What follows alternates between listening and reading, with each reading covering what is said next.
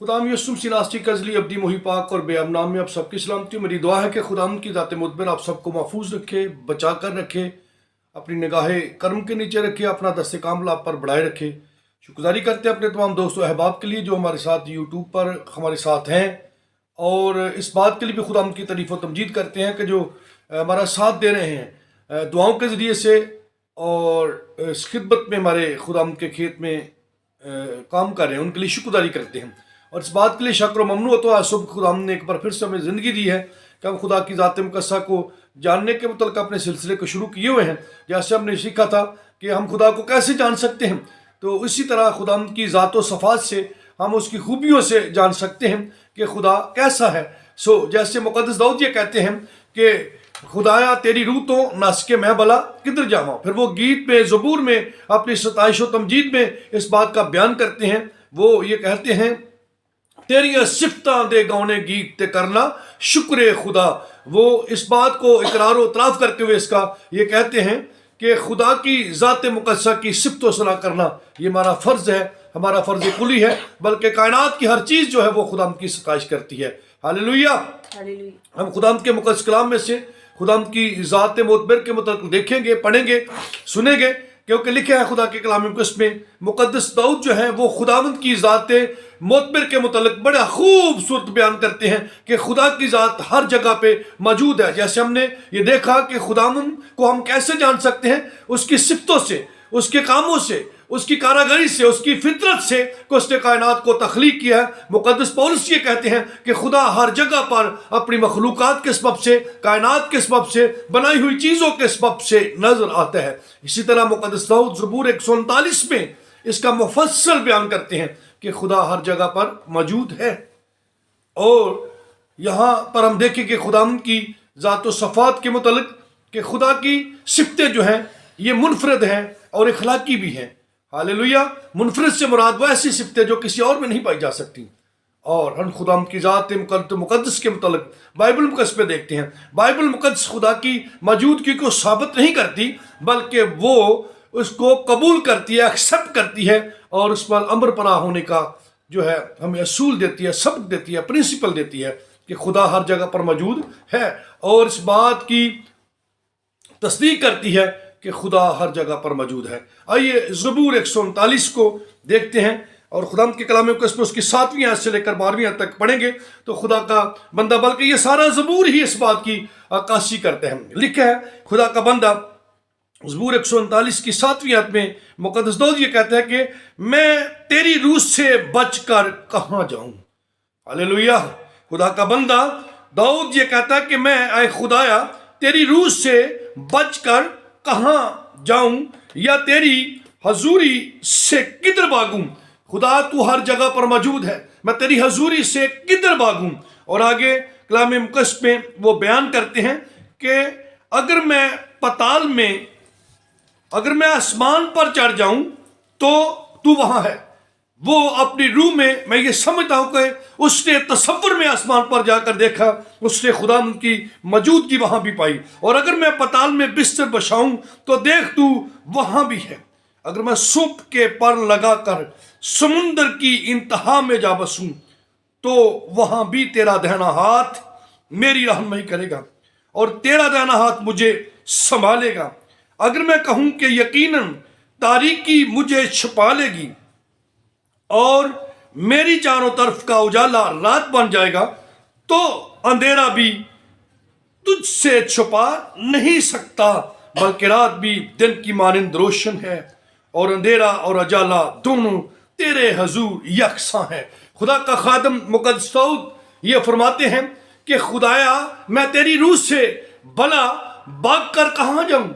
इसलिए कि उसका ये ईमान और तवक्कुल भरोसा यकीन है, वो मानता है इस बात को कि खुदा की ज़ात मुतबर हर जगह पर मौजूद है। फिर उसका ज़ाती एक्सपेरिमेंट और तजर्बा भी है। उसने बहुत सारे मकामात पर, जगहों पर, हालात पर, सूरत हाल में खुदा को हर जगह और अपने साथ मौजूद पाया। और मैं ये समझता हूँ कि ईमानदार की ज़िंदगी ऐसी ही है। वो इस ज़बूर में डिटेल के साथ बयान करता है, खुदा तो मेरा उठना बैठना जानता है, तू मेरे ख्वाब की शान बीन करता है, तू मेरे ख्यालात को दूर से ही پرکھ لیتا ہے. تمہارا خدا باطن کی ساری باتوں کو جانتا ہے، اس لیے کہ تو نے انٹرنل کو، اندر کو بنایا ہے، اس لیے کوئی چیز تو اس سے پوشیدہ نہیں ہے. یہاں تک وہ بیان کرتا ہے، اے خداوند جب اپنی ماں کے پیٹ میں تھا تب بھی تو مجھے جانتا تھا، تو نے میرے قالب کو دیکھا بلکہ بنایا. وہ یہ کہتا ہے کہ میری زندگی کے جتنے ایام تھے اے خدا، اس سے پہلے کہ وہ وجود میں آتے، اے خدایا قدوس تو انہیں جانتا تھا، کیونکہ تو ہی نے انہیں مقرر کیا ہے. مقدس داؤد اس بات کا بیان کرتے ہیں، یقین رکھتے ہیں، بھروسہ رکھتے ہیں، اور ان کا یہ یقین محکم کامل یقین ہے کہ خدا کی ذات مدبر جو ہے وہ ہر جگہ پر موجود ہے. میں ایک سمپل سی بات یہ کرتا ہوں، خدا کے کلام میں مقدس میں ہم اس بات کا یقین رکھتے ہیں، جتنے دنیا کے بین الاقوامی الہامی مذہب ہیں وہ یہ جانتے ہیں کہ خدا کی ذات مقدس نے اپنے کلام سے کائنات کی ہر چیز کو تخلیق کیا. اس نے کہا اور ہو گیا. اس کا مطلب ہے خدا کے کہنے کا وجود ہے. تو اگر اس کے کہنے سے کائنات تخلیق ہوئی ہے، قائم ہے، چل رہی ہے، تو اس کا کہنا جب ہر جگہ پر موجود ہے تو اس کا مطلب ہے ہمارا خدا خالق کل، کائنات کا بنانے والا، پروردگار عالم، مخلوقات کا خالق اور مالک، رازق ہر جگہ پر موجود ہے. لیکن دیکھنے والی آنکھ ہونی چاہیے. کہیں وہ غفلت کے پردوں کے نیچے اپنی گمراہی، اپنی انا، اپنی ایگو میں دفن ہو کر گمراہ تو نہیں ہے. اس کی آنکھوں پہ اس کی انا کا اندھیرا تو نہیں چھا گیا. اگر یقیناً اس کو اتار کر خودی کی اینک کو، تجسم کی اینک کو اتار کر دیکھیں گے تو یقیناً خدا کی ذات آپ کو ہر جگہ پر نظر آئے گی. ہیلیلویا. جیسے مقدس داؤد یہ کہتے ہیں کہ خداوند تیرے خیال کیسے بیش بہا ہیں، ان کا مجموعہ کیسا بڑا ہے، وہ ریت کے ذریعے اور آسمان کے ستاروں سے زیادہ ہے. اس لیے ہو بھی جا سکتے ہیں. اس کی وجہ یہ ہے کہ ریت کے ذروں، آسمان کے ستاروں کا، مخلوقات کا بنانے والا تو خدا ہے. جب وہ خدا ہے تو اس کا مطلب ہے کہ وہ کائنات کی ہر چیز سے زیادہ ہے، کثرت میں ہے. خدا کا شکر کرتے ہیں. مقدس یرمیہ اس کا اپنے یرمیہ کی کتاب اس کے 23ویں باب کی 23ویں آیت میں لکھا کہ خداوند یہ فرماتے ہیں کہ کیا میں دور کا خدا ہوں یا نزدیک کا خدا ہوں؟ خداوند ہر جگہ پر موجود ہے جہاں اس کے لوگ اسے پکارتے ہیں. خدا کا کلام یہ کہتا ہے کہ خدا مقدسوں کی جماعت میں بھی موجود ہے. بلکہ خدا تو ہم سب میں چلتا پھرتا، وہ اپنے ذروں میں، کیونکہ اس کے وہ ستاروں میں، اپنی مخلوقات میں، اپنی کائنات کی بنائی ہوئی چیز میں شامل ہے، حاضر و ناظر ہے.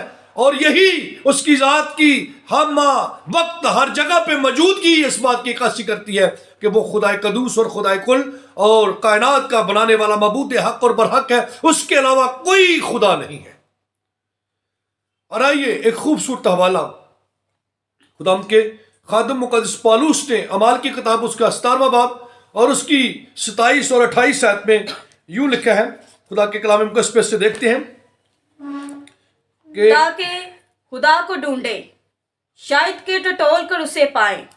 ہر چند وہ ہم میں سے کسی سے دور نہیں، کیونکہ اسی میں ہم جیتے اور چلتے پھرتے اور موجود ہیں. جیسا تمہارے شاعروں میں سے بھی بعض نے کہا ہے کہ ہم تو اس کی نسل بھی ہیں. آمین. یہاں پر ایک بڑا خوبصورت بیان ہے.